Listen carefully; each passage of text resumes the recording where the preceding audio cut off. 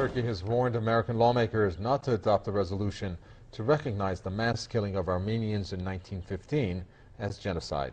Jody Sobral met with a member of the Turkish Armenian community who believes that the vote won't help reconciliation between Turkey and Armenia and could, on the contrary, have a damaging effect.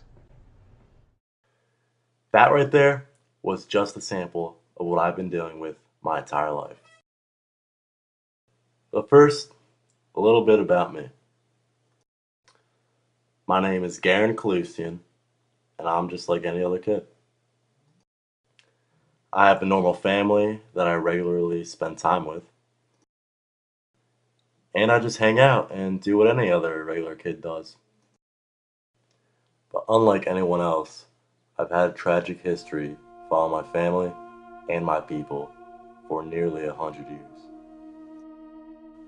I'm an Armenian, and I'm speaking of the Armenian Genocide.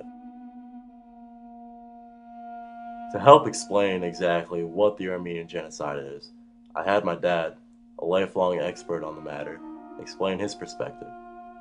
My dad was in the hospital recovering from a heart surgery, but nevertheless, he was willing enough to talk. The Armenian Genocide is a crime against humanity performed by the Ottoman Turkish government during the First War, using the First War as a pretext in order to commit this heinous crime against humanity by eliminating the Armenian nation from its ancestral homeland in what is today occupied Western Armenia, and remains unrecognized by the powers of this world, including the United States of America. That's the very essence of our existence as to who we are. If you identify yourself as an Armenian, in order to ensure the success of yourself and your identity as an Armenian, the people who are still trying to succeed in the commission of the crime of genocide must be stopped. They still continue with the same idea by denying the Armenian genocide, the Turkish government. Unfortunately,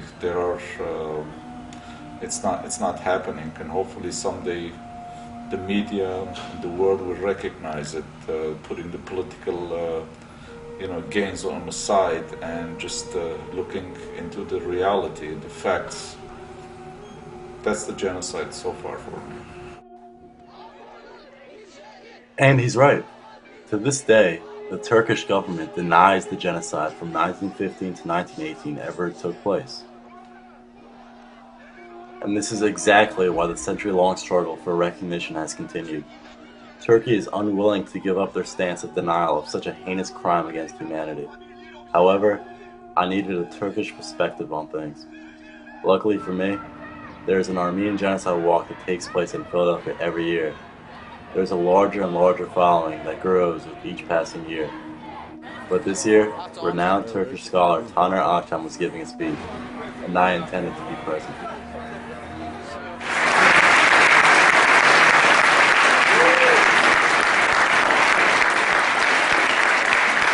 Your invitation on this day, this most meaningful of days, has humbled me as it shows your willingness to open your heart and listen to me. It is truly an honor. Thank you very much. I know that my speaking openly about what happened in 1915 and acknowledging the Armenian genocide is the reason for your invitation.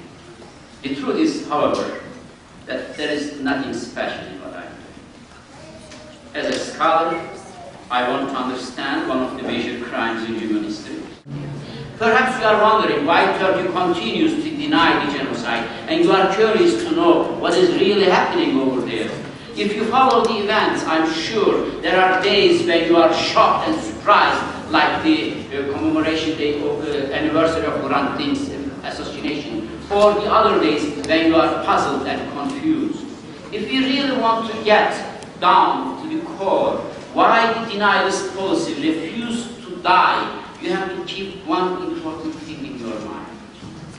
Turkey has been ruled year after year by the same class of people that presided over the fall of the Ottoman Empire. Turkey was established by the same party that organized the Armenian Genocide. Union and Progress Party that organized the Armenian Genocide was the same party established today in modern Republic of Turkey. The history of Anatolia is the history of so much pain, mostly yours. I'm ashamed and truly sorry, not only as a Turk, but as a human being, about the great injustices that happened to you. I know I cannot bring back those you lost, but I want to share your pain and your sadness.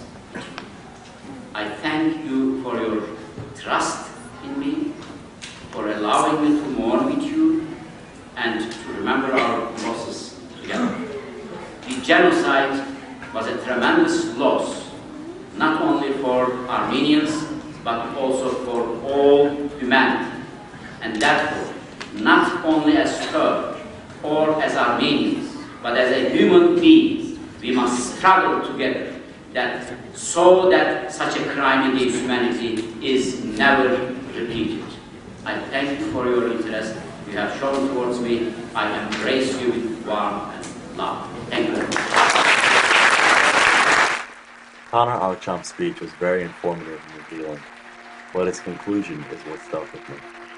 The main purpose of all this is the struggle for peace, and as Agchamp pointed out, it can be attained with widespread recognition of such an atrocity.